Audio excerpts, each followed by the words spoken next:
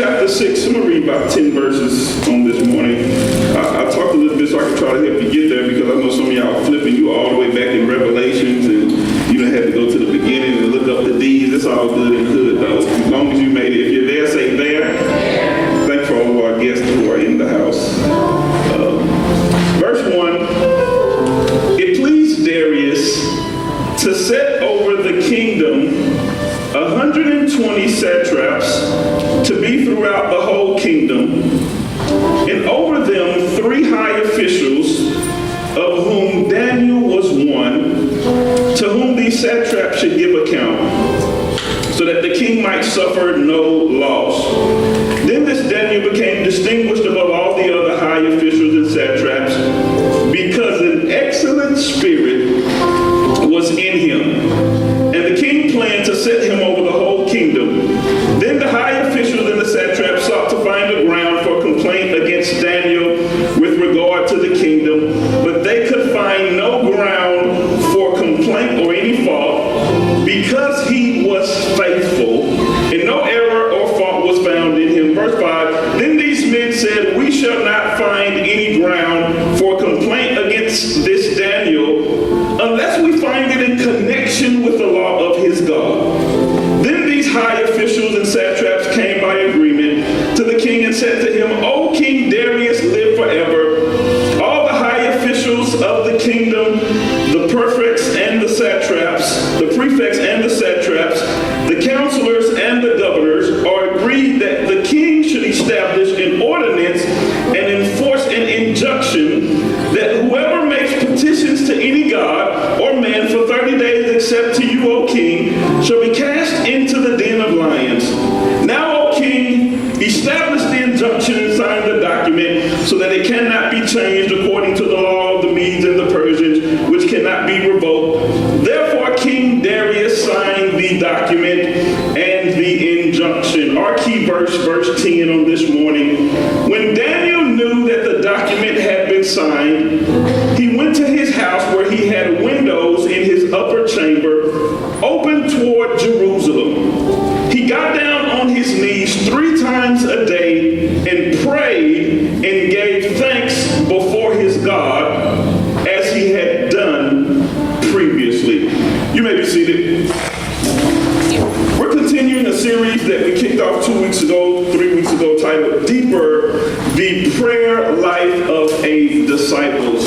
It was Valentine's week, and this week I kind of thought about my marriage a lot. Many of you, if you've been in a relationship or are in a relationship, Valentine's kind of does that to you, right? It makes you think about where you are, where you stand, and things of that nature. So most of the week I kind of thought about things that me and my wife, we survived, things that we went through, things that we endured in the last 15 years of our marriage. We'll celebrate 15 years in October. So go ahead and start preparing for what you want, kind of gifts you want to get us right now. April, got a few months to prepare for that. But so I thought about, we went through a lot of what I like to call, or what I will call, Bunny life suck moments, right? My brother, he's shaking his head like, man, I thought it was just me, bro. No, we went through some life suck moments, and I'm not even talking about with our marriage. I'm just talking about just life problems, not just marriage problems, but just life problems. Like about 12 years ago, we were low on funds, money. It was just tight. Things were just they were not right. They just weren't right, Mother Sherry. And I'm working with our mortgage company trying to keep our house. And one day we get a letter in the mail that says the house is going up for foreclosure. They got a sale date. In 30 days, my house going up for sale, okay? So that's a life suck type moment, right? We still got a house. We came by the grace of God. You know what? We survived. And I also thought about the time when I found out that my brain was bleeding, vein was tangled, and we're going from doctor to doctor, getting scans to scans, trying to figure out, do we want to have brain surgery, or do we want to just allow and see what God wants to do in this situation? That was tough for me. That personally, that was a life suck type moment. I'm in my 20s, man. My brain is bleeding. I'm thinking, is my life about to end? Am I about to leave my wife? I didn't have no kids at that time, but I'm like, what's going on? To me, that was a life suck type moment. But guess what? We survived it. Those are just two of the many moments that I could think about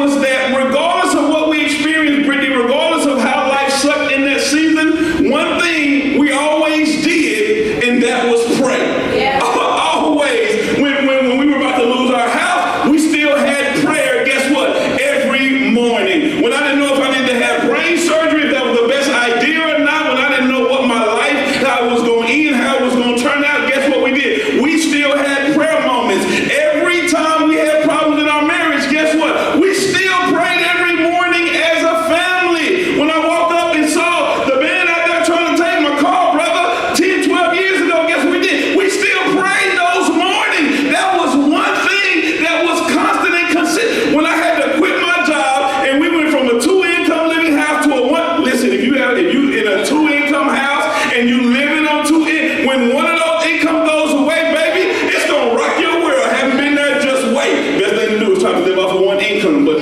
you know, when you're young, you don't think like that, right? So those moments, it was prayer. Yes, sir. We survived on prayer. Am I the only one? I know some of you have your own testimonies about the life suck moments. You have your own marital testimony. You have your own physical stories of how you were sick and you didn't know how it was going to end up. But somehow, some way you survived. I believe you survived because of prayer. Look at somebody and say, you survived on prayer. Okay, I know there's at least one person here, though, that's saying, you know what? I had those same similar type of moments. I've had those same life suck seasons in my life, and I survived. That's why I'm here today. Yet I can say that it wasn't prayer. I didn't pray during those moments you pointed out. I didn't pray when I had those moments just like you had. So really, your theory, your thesis statement is not true. I did survive, but I never prayed, so I can't say that I survived on prayer. Let me bust your bubble, okay? Let me bust your gigantic gargantuan bubble. Yes, you did. You still survived on prayer. It just wasn't your prayer that you survived on. Because there was many times, and many of us, we can raise our hand and testify right now that the only reason we made it this far in our life because we were doing some stupid stuff at 15, 16, 20. Some of y'all 30 still doing stupid stuff. But the reason you keep surviving is because your mama was praying for you. Some of us had granny praying for us. And some of you didn't even know it. The principal at your school was praying for your little bad butt. The janitor was going to your locker, rubbing oil on his head. Keep that boy out of prison, y'all. That's that girl that she don't have 19 kids with a fast hot cell.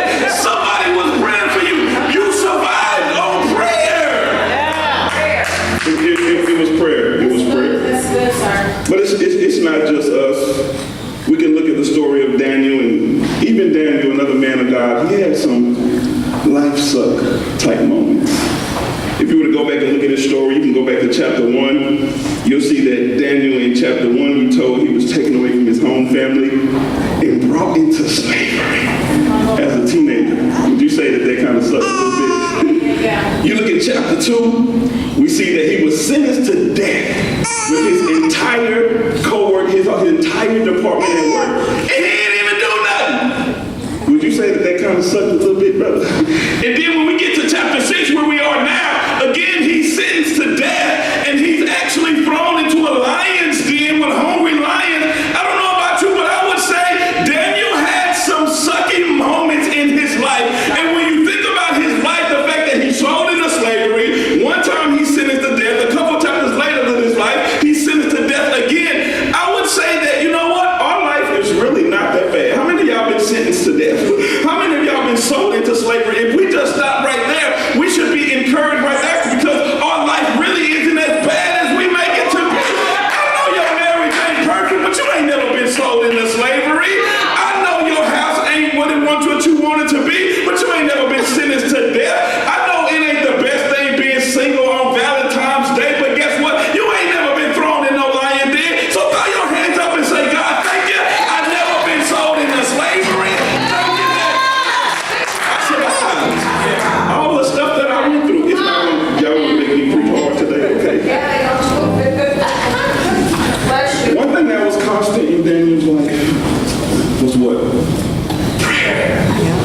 That was something that in every moment, when you look at chapter 1, he had a prayer life. When you look at chapter 2, and he was sentenced to death, he had a prayer life. When he went to chapter 6, and we see him thrown in the lion's den, there was something that was constant, is he had a life, and he always survived. Today I want to take this message and encourage you, surviving on prayer. Somebody shout, surviving on prayer.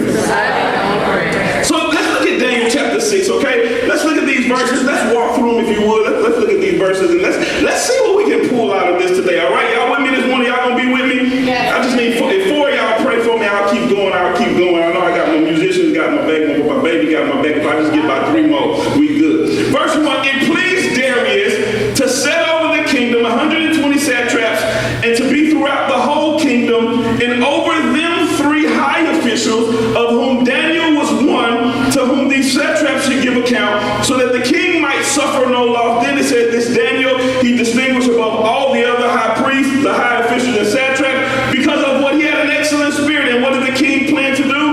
To set him over the whole kingdom. In other words, Daniel was on his way to becoming number 2 in the entire kingdom. What's crazy about that is that Daniel went from a slave to being one of the top 4 most powerful men in the kingdom. That's crazy, right? How God can take you from a slave to being sitting up in the castle with the king.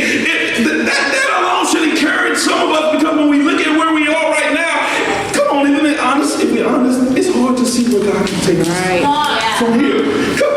1, 2, 3, 5 of us, when we look into the future, it's hard to see God taking us to higher heights and deeper depths, because man, it's so easy to talk that thing in church. It's Melvin, it's easy to shout, yes, my blessing is on the way. The blessing is on the way. It's easy to shout that thing. But when you look at where you are now, Mother Sherry, come on.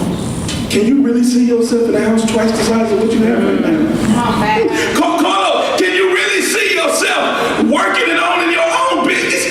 You want it, you desire it, but when you look at where you are right now, sometimes it's hard to see what will happen in chapter 6 when you're living in chapter 1 of your life. When he was a slave, I wonder if he ever realized or thought about or even believed that he could find himself being the second most powerful man in the kingdom. Let me talk to somebody who you feel like you're in chapter 1 of your life. Don't be discouraged by this chapter, because if you just keep on reading, every last one of us have a chapter 6. Yeah, in chapter 1 you may be riding a bus, but in chapter 6 you may have a work car, you may have a church car, and you may have a week. God is able to do those things. Maybe in chapter 1 you're still living with your mama, but in chapter 6 you got 1 house that you live in and 3 houses that you rent out.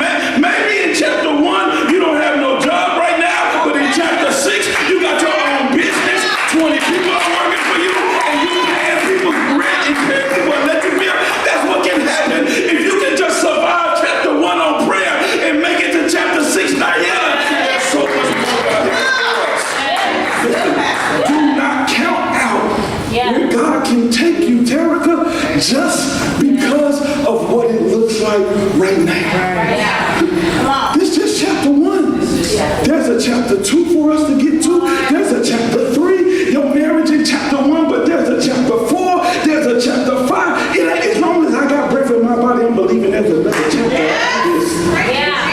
So thank you, Daniel. I'm encouraged just to see your story. When we look at verse 3, it says that one of the reasons that he was going to be promoted to the second most powerful person is because he had an excellent spirit. Don't get it twisted. God's favor was on his life, but the author made sure that we knew that there was an excellence about him.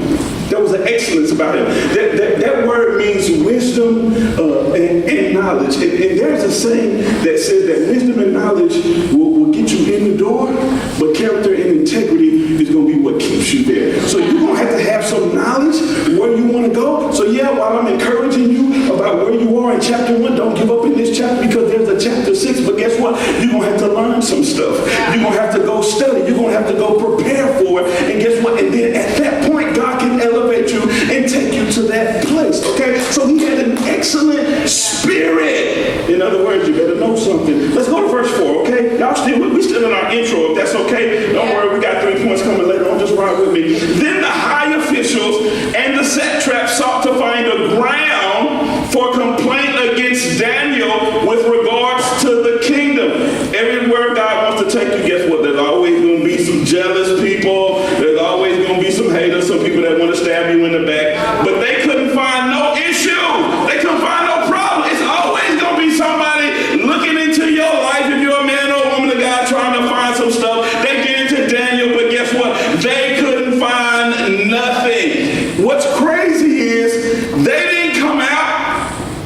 until it was time for him to become the second most powerful person. You better talk about it. They didn't come out when he was part of the vice president circle. They didn't come out at that point. It wasn't until he was getting ready to be promoted over his vice presidents that all of a sudden jealousy stood its head out. I thought about that because the Bible said that the vice presidents, the satraps, and the princes, that could have been hundreds of people, hundreds of men, they all sought to find an issue with Daniel. Here's what intrigued me, April, and what made me really think about this is, why in the world did the people he was already over get jealous of him and want to remove him from his place? Wow. Yeah. He was already over them. Who was he actually being promoted over? The other vice president. So the other 2 or 3 vice presidents, it was them that actually got jealous because he was being promoted under them. So what really happened was the vice presidents went and influenced the other hundreds of presidents to turn against him. I wonder how many people you don't like because somebody in your circle influenced you. You ain't had no problem with them until your best friend had a problem with them.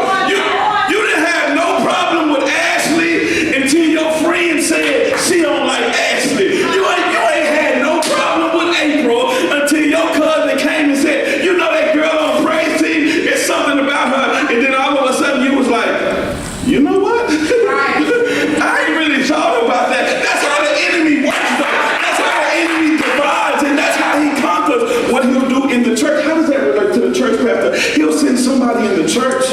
He'll send an enemy in the church that look real good. I'm teaching somebody right now because it's on the way. He'll send somebody in the church. She smiles, she know what I'm talking about. So let me talk to you since you with me, you working with me. He'll send somebody in the church that's gifted, that's anointed, that got some skills, and everybody will fall in love with him. And then what if they'll start planting them seeds? You know what, Lady Dana, I don't know. You know what, Casey? You know when she prayed, she prayed long and stuff. Sometimes I think she think it's all about her. But Paisley, it's something about and then you start looking at everybody. Again, don't listen to the Jezebel that comes in. Don't listen to the Jezebel. It's not just a woman, but it can be a man that comes in, that gossips, that talk, that always want to. Have you ever noticed? When somebody say, have you ever noticed? Say, no, I ain't noticed because I ain't been looking. I ain't been paying no attention. And I'm not about to go right now. As a matter of fact, if you see something, come on, let's go show them.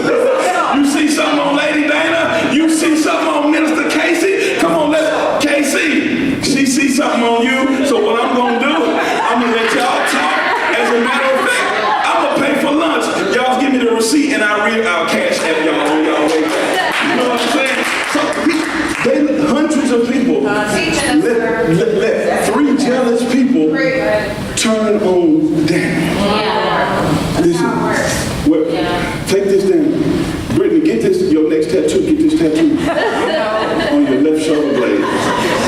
You and your mama can get 2 tattoos, your left shoulder blade. And just tattoo. Wherever success lives, jealousy resides in it. Wherever success lives, jealousy resides. I promise we're going to get to prayer in a minute. I'm just setting it up. Okay, alley-oop. It's All-Star Weekend. Alley-oop. Okay, we're getting there. Okay, Bunny, catch it. You still got something? Catch it. Okay. So, God is going to bless his people. But jealousy is always going to be there. Listen, stop letting jealous people take your sleep away at night. You so mad because people don't like. Who cares if everybody likes you? As a matter of fact, the more money you make, the more people ain't gonna like you. The bigger your house get, the more people not gonna like you. The more cars you have, the more people not gonna like you. So you praying for God to bless you, yeah, you can't even handle people not liking you. Listen, if you can't handle one coworker on your job not liking you and you ready to kill somebody and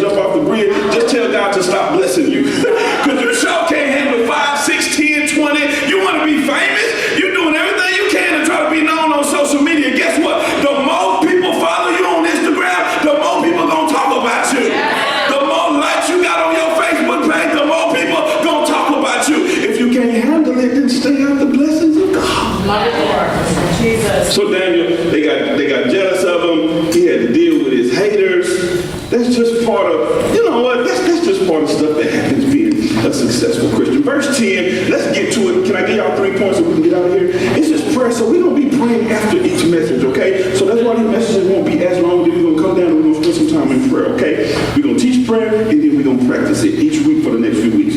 Verse 10, our key verse, when Daniel knew that the document had been signed, what was, let me give you a refresher from what we read in the beginning. Because of their jealousy, they wanted to take Daniel out, okay? So his vice presidents, his co-workers, they got everybody together. They said, let's find some dirt on Daniel. They said, we can't find nothing. You're going to have to live a clean life, okay? You want to be in leadership. You want to get on the stage. You want to be on the platform. You want people to see you.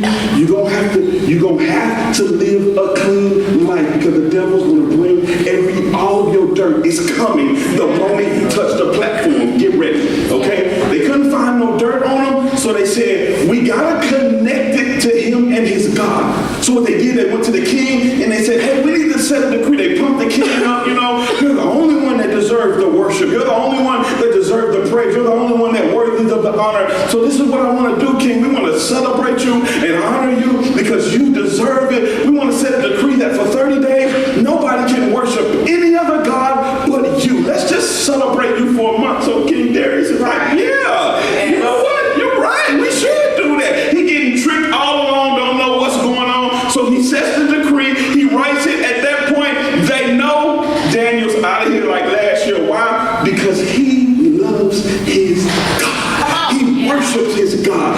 They know that every day, 3 times a day, Daniel goes and prays. Do your co-workers even know you're in love with God? Do your co-workers even know you got a prayer life? Do your co-workers even know you even a Christian? No, that's private. I don't even tell nobody that. I don't even put it on my Facebook page. I don't nothing. That's it's my personal relationship, just between me and God. Well, you wasn't saying that on Valentine's Day.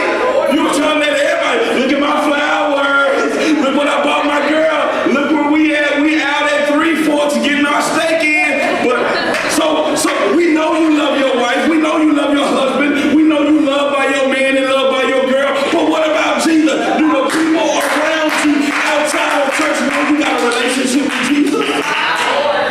Huh? They knew he had a relationship with God. They said, we can get him in this area. So Daniel, he hears what happened. So he already knows at this point, whew, it's about to get real, brother. Okay, so what does he do? When Daniel knew that the document had been signed, he went to his house. It's funny because he went to his house where he had his windows in the upper chamber. He got on his knees 3 times a day and prayed and gave thanks to God. See, most of us, if truth be told, we wouldn't have went down on our knees and prayed. We would have went and laced up our shoes. Why? We about to go fight. It's about to go down. I'm about to go tell somebody off. We about to go get in. But Daniel resorted to what he knew best. I don't know if you really get at this point what Daniel knows, but Daniel knows that they are about to attempt to kill him. I am about to be sentenced to death. He's part of the vice president over a kingdom. This is stuff that he sees every day. He knows every time somebody in the kingdom is sentenced to death, he knows that this was a decree. This was a law. This was a law written in the books at the White House that couldn't be overturned. There was nothing that could be done. In his eyesight, I'm dead. Unless God comes in and do a miracle. And the first thing he does is he goes into it. Let me give you 3 points that we have here. Point number 1, prayer should always precede the problem. Somebody repeat that for me. Prayer should always precede the problem. Where do you get that from, Pastor? The last 5 words of verse 10 says, as he had done previously. Right. What? He got down on his knees 3 times a day and prayed and gave thanks before his God. What?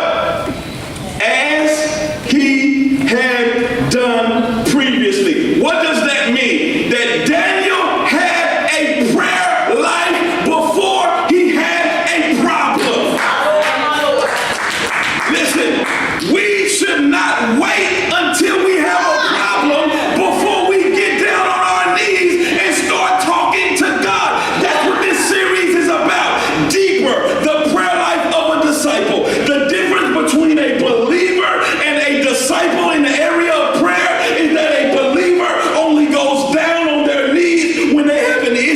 that only God can fix. But a disciple has a prayer life. When something is a part of your life, it's something that you do consistently. Some of you, coffee is part of your life. Right? Come on, let's get real and we can understand it, brother. You know, coffee is part of some of y'all life. Not mine. I only drink it once every month, okay? And then when I do drink it, it got to have so much stuff in it that it don't even taste like coffee no more. It just tastes like sugar and caramel mixed in water. That's it. It don't even have no coffee taste to it. But some of you need coffee what? Every day. 2 cups before you get on the phone the first time, or somebody gonna get cussed out before lunch. You already know it. Man, you cussing folks out already? They ran out of coffee cups. They ran out of cake cups. Okay? That may not be you, that may not be your feet, but there's a lot of things that are a part of our life. And how do you know it? Because you do them consistently. You do them daily. Okay? Bathing is a part of most of our lives. Most of us, at least the older ones. We got a couple of teenagers in here. Sometimes y'all struggle in the area of bathing, okay? Every 3 days, that don't work, okay? You're getting a little older now, brother. You're getting older now. You hooping and stuff now. You have to make that thing from 3 showers a week to 5, 6, okay? It should be part of your life. There's something, but that's the way prayer should be. You know? It's like, I need coffee more than I need prayer. I need bath more than I need, no, we need all of it, okay? Prayer needs to be a part of our life. And that's what prepared Daniel for this. Number two,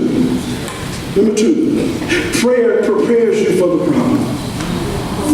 Because Daniel had a prayer life, when the problem arose, he knew exactly what to do. Because some of us don't have a prayer life, when the problem arises, we go everywhere else, seeking a solution. We go to our friends. We go to Jack. Not Jack Johnson, Jack Daniels.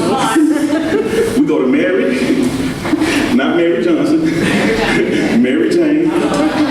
We go to pills. We go to, some of us go to isolation. Listen, when you isolate yourself because of the problem that you're going through, you're just setting yourself up for destruction right there. Listen, let me encourage somebody. You may not be in a lion's den situation right now, but when it comes, the last thing you want to do is stop coming here. That's the last thing you want to do. I've seen so many people completely fall away from God because when they were sentenced to the lion's den, instead of resorting to prayer and God and community, they went and isolated themselves. Guess what? You can't fight Satan by yourself.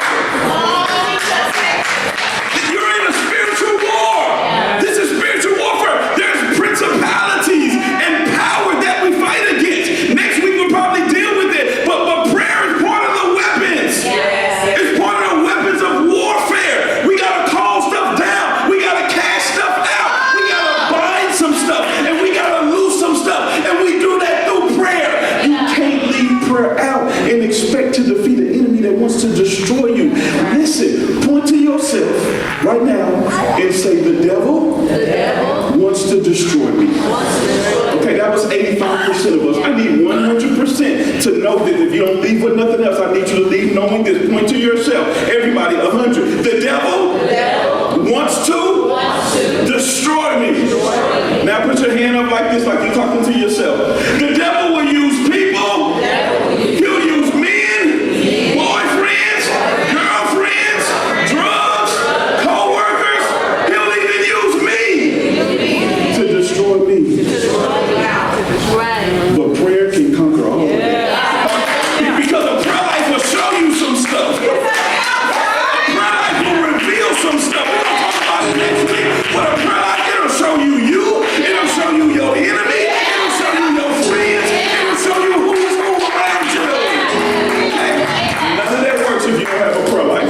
Pastor, I don't have a prayer life. Okay, well today that's the whole point. I'm encouraging you. Pastor, I'm in the lion's den. I didn't have a prayer life before. What do? Start praying now. It's okay. It's not too late. So you saying, Pastor, I don't have to wait till I come out. It's not like a game where you got gotta wait and start over till it's your turn again. No, you start right now while you're in the lion's den, while you feel like you're about to lose it all, you're about to break, you're about to jump. Start right now. The prayer life can start today.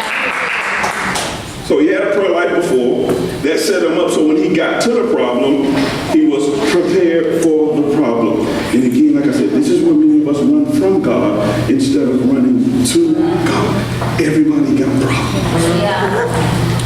Everybody's going to find themselves in a lion's den situation.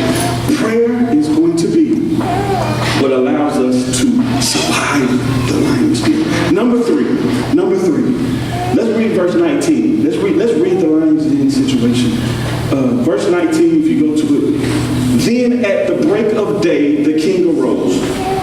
So between 10 and 19, they've got Daniel. He broke the law by praying to God of Israel, Isaac, and Jacob, Abraham, Isaac, and Jacob, and they throw him in the lion's den. Now the king is messed up. Darius is messed up behind it because he realizes at this point he was tricked. Okay? He had no problem with Daniel serving his God. As a matter of fact, it was beneficial to him. You know, because Daniel had gifts, the gifts of dream interpretation. So he's been beneficial to the kingdom since the beginning. He wasn't mad about the God that he served because this God was revealing some crazy stuff that was allowing the kingdom to flourish. He was tricked at that moment. So now he wakes up after the night after Daniel and he comes running to the den of lions, and he came near to the den where Daniel was, and he cried out in a tone of anguish. The king declared to Daniel, "O Daniel, servant of the living God, has your God whom you serve continuously." Man, do unbelievers know who you serve? I'm not even talking about prayer, but does your lifestyle say to people who don't know Jesus Christ who you serve? Darius didn't have a relationship with God, but he knew Daniel did, and he knew that there had to be a possibility that this God that Daniel served. Listen, do you know you can win more people to heaven by them knowing that you serve a God that does miracles in your life? And Daniel said, does this God that you serve, the living God, whom you continually serve, has he been able to deliver you from the lion? He had hope that this was possible. Then Daniel spoke in the lion. You should have been dead. You should have been. O king, live forever. My God sent his angel and shut the lion's mouth. And ain't nobody here ever been in the lion's den. And they have not harmed me because I was found blameless before him and also before, you king, I have done no harm. Then the king, exceedingly glad, commanded Daniel, take him out of there. Point number three, prayer protects you during the problem. That's what prayer does. That's why it's crucial. So prayer not only prepares you for the problem, but having a prayer life will protect you during the problem. A prayer life didn't keep Daniel from the lion's den. That's key. But it kept him while he was in the lion's den. Yeah. So I can't lie to you and tell you that if you start a prayer life right now, brother, you ain't gonna have no financial problems no more. I can't lie to you. I can't tell you that if you get a prayer life and start praying on your knees 3 times a day like Daniel, that you're never gonna have no marriage problems. I ain't telling you that your kid's not gonna trip out when they turn 16 just like you did when you turned. I can't tell you that, but I can tell you that prayer can keep you in the midst of all of that. And we got some saints in here that done been there, done that. You done went through some stuff, and the only reason you survive is because of prayer in your life. Most of us know we ought to be insane right now. That really ought to be an insane aside of all the stuff that I see you go through. But it was prayer that you survived. Somebody in here knows that you should be lonely. Everything in your life ought to be turned upside down.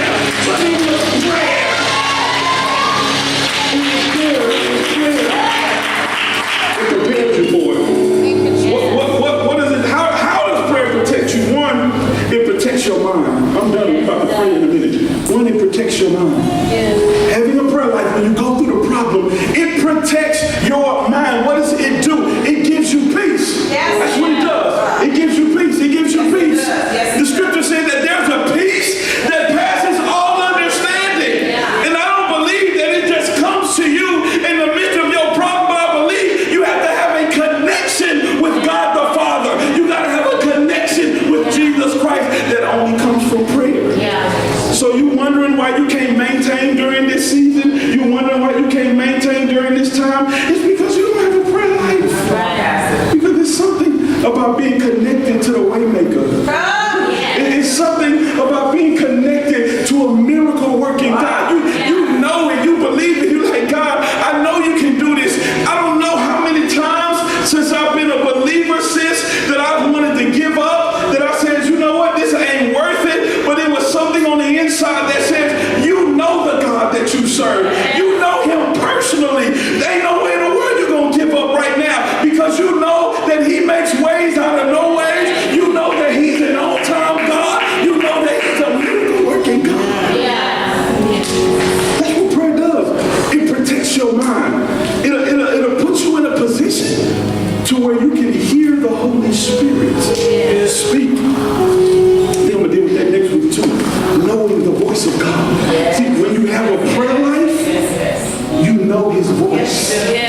Okay? You're able to distinguish it between your voice and Satan's voice and other people's voice. Okay? So one of the things a prayer life does when you're in the midst of the problem, it gives you peace. It protects your mind. What else does it do? It protects your heart. Because a lot, you know what happens to many of us when we're in the lion's den? We start questioning God and looking at God like, how in the world would you let this happen to me? Imagine Daniel, this upright individual man of God, serving God, no fault, no issues, but didn't have a prayer life going in the lion's den. I can already see him right now. For real, God, all that I've done for you, all that I've done for you, I've represented you. People know who I serve. I've told everybody about you and what you can do. I've used my gift for you. And then you're going to allow them just to throw me in the lion's den. You know what? Forget you. Forget you. Forget all this stuff. Forget your word. Forget your promises. Forget all of this stuff. And then what do? We get bitter. You know how many Christians are bitter towards God right now? Bitter towards God because of their situation. They're mad at God because of what he allowed them to go through. But I believe if they had a prayer, they would understand and they would be able to hear God speak to their heart and say, all things work together for the good. And I believe that even in those moments as children of God, he's speaking that, but their heart is so hard because prayer never broke up the fallow ground that they can't receive it. But when you have a prayer life, you're protected during those lion den moments. That you don't begin to hate God and you don't begin to hate people. I didn't hate God when I found out my brain was bleeding. I was hurt, but I didn't hate God. I was protected by prayer. When I found out I was about to lose my house, I didn't hate God. I was protected by prayer. The problems I've had in my marriage, I didn't hate God because I was protected by prayer. And I believe Daniel, when he was in the lion's den, when he got in there, they didn't rush him. But I don't believe during that whole night he was sitting there thinking and hating God. But I think prayer protected his heart during those moments when he could have given up on God. And that's what prayer will do. It'll protect us during the problem. It'll prepare us for it. Because as humans, guess what? You're going through. That old saying that says you're either on your way into a storm, you're either in the middle of a storm, or you're coming out of a storm. That's just life. We're going to all find ourselves season after season at some point in life suck moments.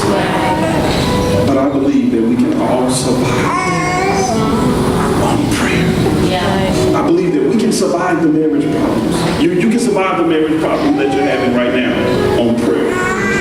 You can survive the heartbrokenness that you're dealing with right now on prayer. You can survive the financial problem that you're having right now. And you want to throw it all away and just throw life away and start all over again. But in reality, you know you can't. I believe you can survive it on prayer. Whatever you're going through, whatever you're dealing with, whether I named it or didn't, it's It's not too big for God to put in his hand and control it. He controls the narratives of our life. We just have to be involved in it with prayer. Stand to your feet and give God praise right now.